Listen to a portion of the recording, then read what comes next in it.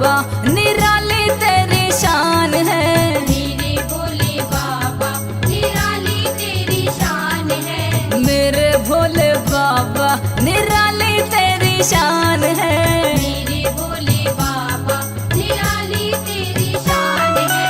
पल भर में कर देते भोले हो, पल भर में कर देते भोले, निर्धन को धनवान है।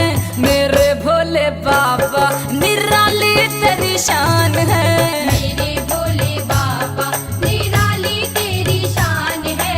मेरे भोले बाबा निराली तेरी शान है। मेरे भोले बाबा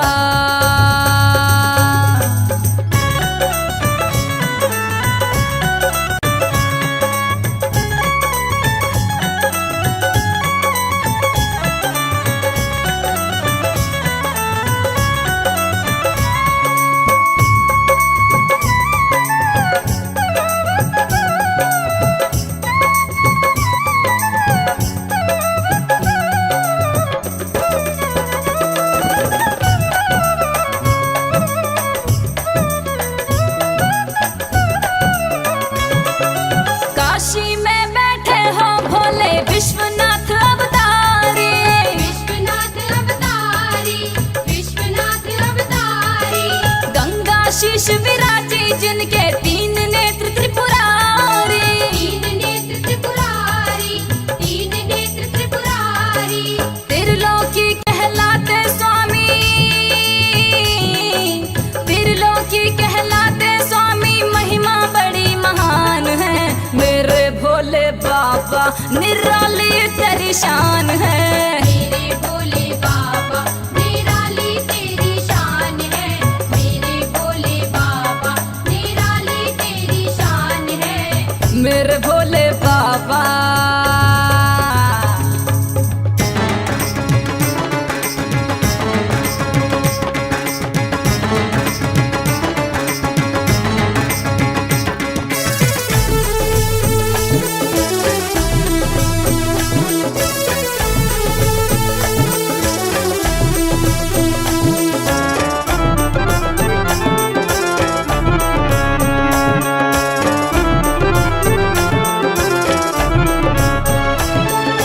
उज्जैनी नगरी के राजा महाकाल कालेश्वर। महाकाल कालेश्वर, महाकाल कालेश्वर। भूमिपति कहाए भोला बन करके भुवनेश्वर। बन करके भुवनेश्वर, बन करके भुवनेश्वर।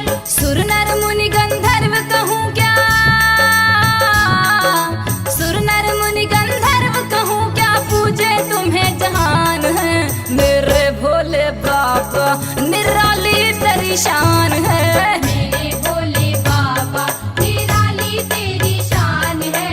मेरे भोले बाबा निराली तेरी शान है। ओ मेरे भोले बाबा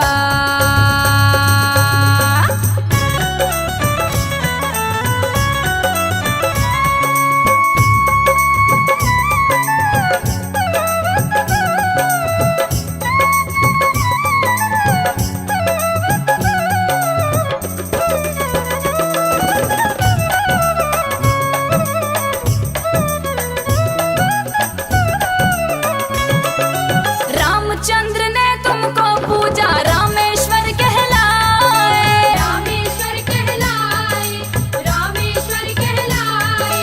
रावण का अभिमान घटाया, राम की विजय कराए। राम की विजय कराए, राम की विजय कराए। सीता को लंका में तुमने,